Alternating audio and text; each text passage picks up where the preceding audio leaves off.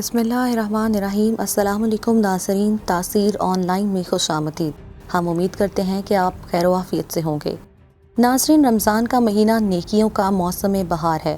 اس مبارک مہینے میں عام معمول سے زیادہ نیک اعمال کرنے چاہیے۔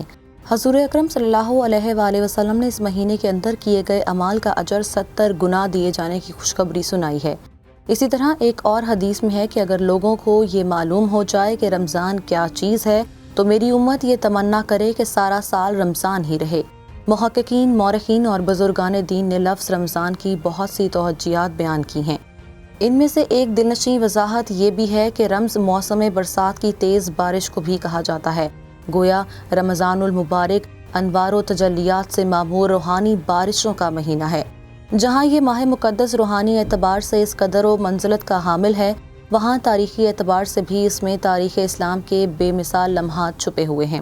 ناظرین، ہماری آج کے اس ویڈیو میں ہم آپ کو 17ویں روزے میں ہونے والے 2 اہم واقعات کے بارے میں بتائیں گے۔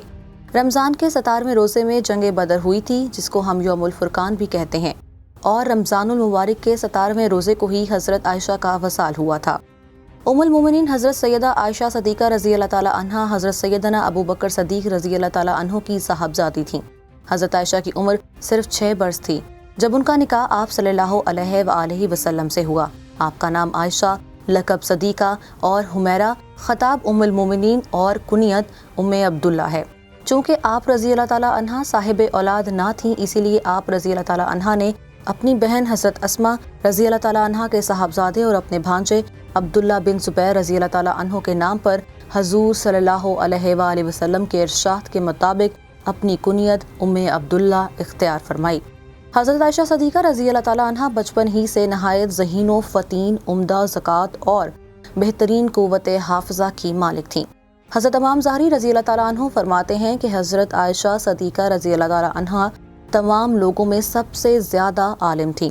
بڑے بڑے صحابہ کرام آپ رضی اللہ تعالیٰ عنہ سے مسائل اور ان کا حل وغیرہ پوچھا کرتے۔ حضرت ابو موسیٰ اشعری رضی اللہ تعالیٰ عنہ فرماتے ہیں کہ ہم اصحاب رسول صلی اللہ علیہ وآلہ وسلم کو کبھی کوئی ایسی مشکل پیش نہیں آئی جس کو ہم نے حضرت عائشہ صدیقہ رضی اللہ تعالیٰ عنہ سے پوچھا ہو اور ان کے پاس اس کے بارے میں کوئی معلومات ہمیں نہ ملی ہو۔ حضرت انس رضی اللہ تعالیٰ عنہ سے روایت ہے کہ رسول اللہ صلی اللہ علیہ وآلہ وسلم سے دریافت کیا گیا کہ آپ کو سب سے زیادہ کون محبوب ہے، تو آپ نے فرمایا عائشہ۔ آپ صلی اللہ علیہ وآلہ وسلم اپنے ہاتھوں سے حضرت عائشہ کو لقمے بنا کر کھلاتے تھے۔ حضرت محمد صلی اللہ علیہ وآلہ وسلم کا حضرت عائشہ سے اظہار محبت بہت خوبصورت اور سادہ تھا۔ حضرت عائشہ جہاں سے بوٹی کو اپنے منہ سے توڑ کر رکھتی، حضور پاک صلی اللہ علیہ وآلہ وسلم وہیں سے اٹھا کر کھاتے، اور گلاس میں جہاں سے منہ لگا کر وہ پانی پیتی، وہیں سے آپ صلی اللہ علیہ وآلہ وسلم بھی منہ لگا کر پانی پیتے۔ آپ صلی اللہ علیہ وآلہ وسلم کی وفات حضرت عائشہ سے پہلے ہو چکی تھی۔ حضرت عائشہ حضور پاک صلی اللہ علیہ وآلہ وسلم کی وفات کے بعد 47 سال تک زندہ رہیں۔ آپ نے بہت ساری خدمات سر انجام دی۔ آپ نے 2210 احادیث بیان کی۔ سن 58 ہجری جب آپ کی عمر 67 سال کے قریب تھی، آپ ماہ رمضان میں بیمار پڑ گئیں اور کچھ عرصہ بیمار رہیں۔ جب کوئی خیریت کا پوچھتا تو آپ کہتی کہ اچھی ہوں، لیکن رمضان کے 17ویں روزے کو شدید بیمار ہونے کی وجہ سے وہ اس دنیا فانی سے وصال کر گئیں۔ ناظرین، یہ تو تھی 17 رمضان کو لے کر پہلی معلومات۔ ہم آپ کو 17 رمضان المبارک کی ہونے والی غزوہ بدر کے متعلق بھی اہم دینی معلومات دیں گے۔ ناظرین، اسلام اور کفر کی پہلی جنگ بدر کے مقام پر لڑی گئی، اور اس بنا پر تاریخ اسلام میں اسے جنگ بدر کے نام سے جانا جاتا ہے۔ بدر کی لڑائی سب سے زیادہ محتم بالشان لڑائی ہے۔ اس معرکے میں مقابلہ بہت سخت تھا۔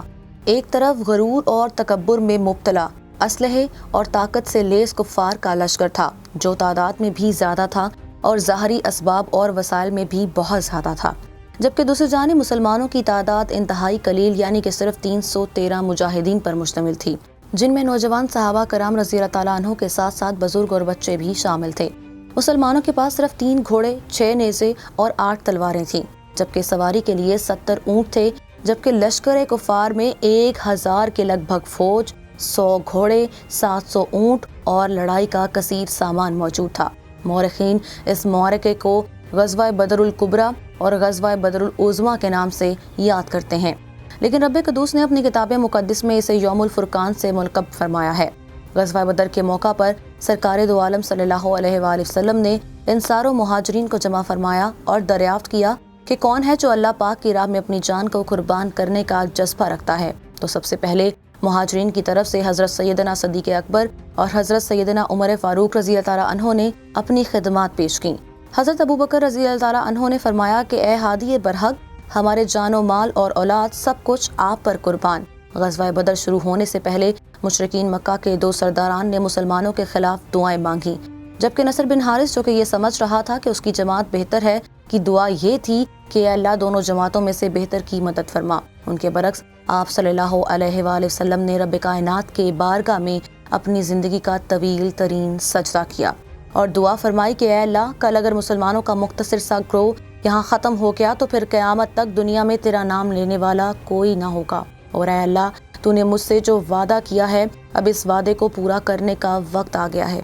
جنگ بدر میں کفار مکہ کے 70 سرداران جہنم واصل ہوئے اور 70 کافر قید ہوئے، علاوہ ازیں 14 صحابہ کرام رضی اللہ تعالیٰ عنہ شہید ہوئے۔ غزوہ بدر میں مسلمانوں کی فتح سے کفار کی کمر ٹوٹ گئی اور ان کا غرور خاک میں مل گیا اور اسلام کو تقویت ملی۔ ناظرین، ہم امید کرتے ہیں کہ ہمیشہ کی طرح ہماری آج کی اس ویڈیو سے بھی آپ کی معلومات میں اضافہ ہوا ہوگا۔ جلد ہی آپ کی خدمت میں کسی نئے عنوان کے ساتھ حاضر ہوں گے۔ اپنا بہت سا خیال رکھیے گا، دعاؤں میں یاد رکھیے گا۔ خدا حافظ۔